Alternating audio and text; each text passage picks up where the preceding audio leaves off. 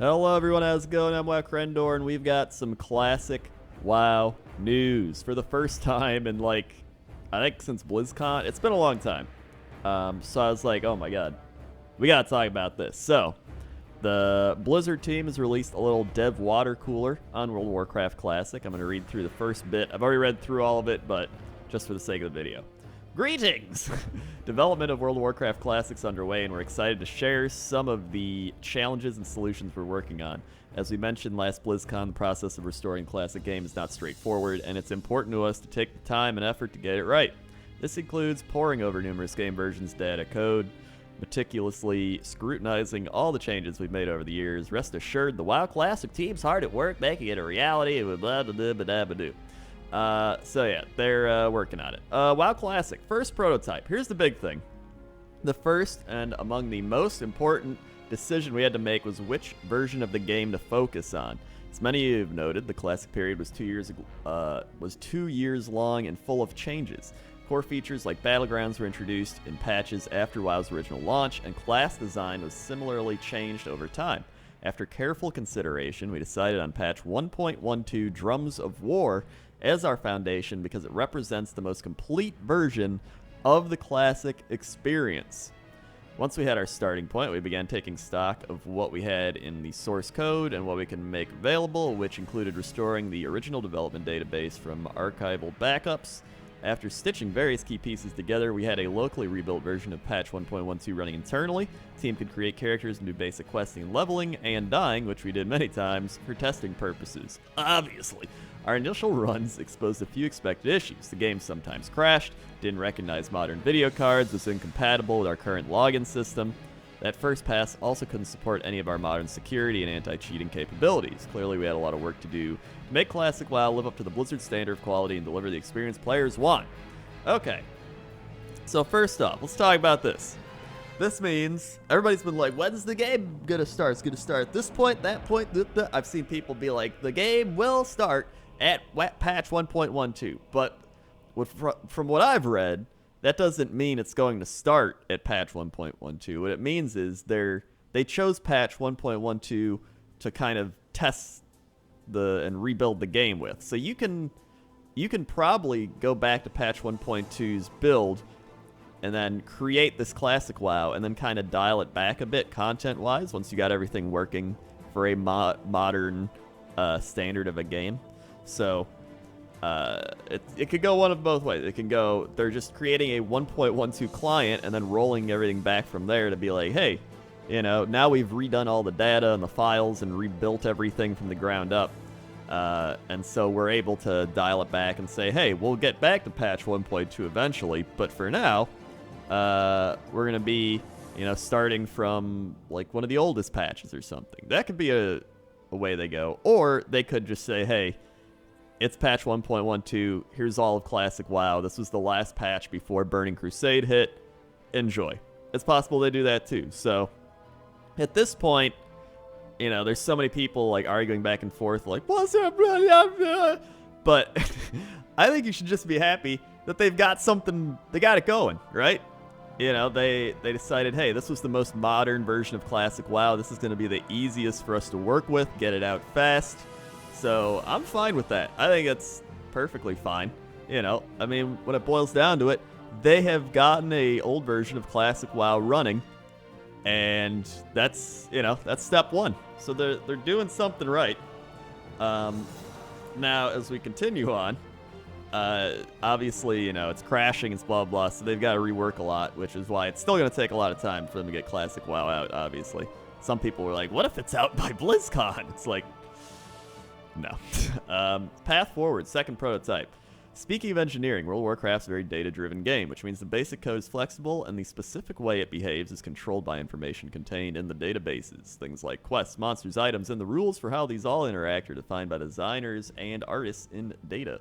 So we asked ourselves, would it be possible to deliver an authentic classic experience if we took our modern code with all its back-end improvements and changes and used it to process the patch 1.12 game data?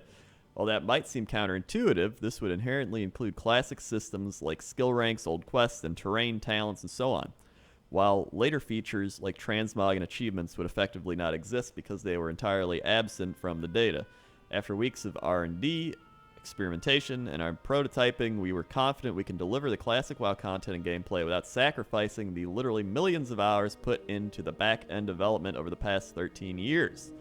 While our initial effort helped us determine the experience we wanted to provide, the second prototype really defined how we'd get there.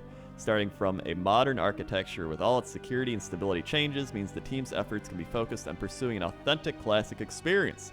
Any differences in behavior between our development builds and patch 1.12 reference can be systematically cataloged and corrected while still operating from a foundation that's stable and secure. So, what I think this means is kind of what I just talked about, where they're using patch 1.12 as more of a reference to like build around, but they can, once they get everything set up, they can change it. It's not like, well, here's patch 1.12, go have fun, right? They can work with it because it'll be more of a modern code, more of like today's World of Warcraft code. So that's actually a really good sign as well. So I think everybody's overreacting a bit with the whole, like, you see patch 1.12, and everyone's like, there it is, that's the thing, So digging in, what does it take to recreate authentic classic experience with modern engineering? Let's start by categorizing the different types of game data that make up WoW. Table data. The kind of information is almost always represented as numbers, how many hit points a creature has, the amount of strength an item grants, or where and when certain creatures spawn, are all examples of the numerical data we store in our databases. We can also store and enforce relationships between different pieces of data. File data. This is often very dense data like 3D models, textures, animations, terrain. Our user interface is built up from XML and Lua files. Many of the art files do not use the same file formats that commercial art tools spit out. Our build pipeline takes these raw art files and translates them into something optimized for our game to read and process. And Lua scripts. Some features are driven by Lua scripts written by designers, allowing them to easily define custom behaviors for server-side logic without requiring deep engineering knowledge. Cool. Little, WoW back-end lesson, I guess. I don't know. How engineering has changed. One challenge we face is that all the classic data is in the original format used at launch, but that format has changed substantially in the intervening years. Major work needs to be done in this area to make modern client compatible with classic data. For example, spells could originally only perform 3 actions on the spell's target. In table form, that looks something like this. So let's see, you had Fireball as ID 1 named Fireball. Deal damage is its effect. Effect 2, apply aura. Effect 3, nothing. Aura 1, nothing. Aura 2, deal damage periodically. Effect damage 130, aura damage 1, nothing. Aura damage 2, 2. Or 3. And then there's the same thing with Frostbolt. As you can see, there's a lot of space taken up by nothing. Over the course of WoW's lifetime, we've improved our data design and normalized much of our database data. Today, the same data would be separated out like this. Table name spell. You just got Fireball, Frostbolt. Table name spell effect. Damage 30, damage 25. Table name spell aura. So yeah, it's a lot more streamlined. Categorized, all that. It's not just one big-ass table being like... Alright, makes sense. In this form, there is much less wasted space, and spells are no longer limited to 3 effects. But before we can load any database data, we need to transform the old data layout into the new one. This is not limited to spells, as almost every game system, including items, creatures, player characters, spawning AI, and more, has a database layout altered over the years. So that makes sense. They're just kind of taking the old stuff, making it new, data-wise. All the work we're doing ultimately allows us to recreate an authentic classic experience on a platform that is much more optimized and stable, helping us avoid latency and stability issues. Additional improvements will include modern anti-cheating botting detection, customer service, and BattleNet integration, and similar conveniences that do not affect the core gameplay experience. We're looking forward to the challenges ahead and share your passion for the classic game. Every code check-in and data conversion we make brings WoW Classic closer to provide an authentic experience. Blah, blah. And there you go. So that's a little update they did. Some people I saw freaked out at this. They're like, "There's additional improvements like transmog." Like, no, they just said what they said. Anti-bot, like cheating and bot detection, BattleNet integration, which are obviously going to do, it's more of the back end, which is their whole post is about the back end. Not like modern things like LFG. Like, I didn't say that. So either way, I think this is a nice little post thing they did. It pretty much tells you everything you wanted to know, like what they're working on. My phone went off. It tells you pretty much a nice base of where they're starting from, right? They're like, this is what we decided to do to get Classic going, and we've worked on it for a while, and now we're getting somewhere. We've got something to work with. I think that's great. I think it's awesome. I think it's a step in the right direction, and I think that's really all it is. I don't think it's some secret message of like, hey, we're going to get them with the LFG transmog and then throw some mounts, buyable mounts, Classic only in there. Like, they haven't said any of that. Could it still happen? You know, you never know at this point, but they keep saying they want you to experience the old Classic WoW, the old experience, you know, authentic Classic WoW experience. I mean, I think they're just trying to do what everybody wants, which is just recreating Classic WoW in a modern format, so it doesn't crash when you have a modern video card. I think that's what they're trying to do. Maybe I'm being too optimistic. Maybe some people are being too negative. Maybe it's both. I don't know. Either way.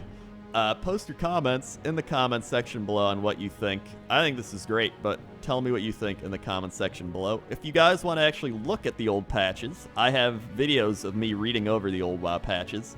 I'll link those on the screen right now. Beep. There they are. And yeah, so one's Classic WoW. I've also done TBC and Wrath, so you can check those out if you'd like to see those. And actually, you know, go back and nostalgia out about the old patches and even see what patch 1.12 actually has in it. So thanks for watching, and I'll see you next time. Okay? Okay. See ya.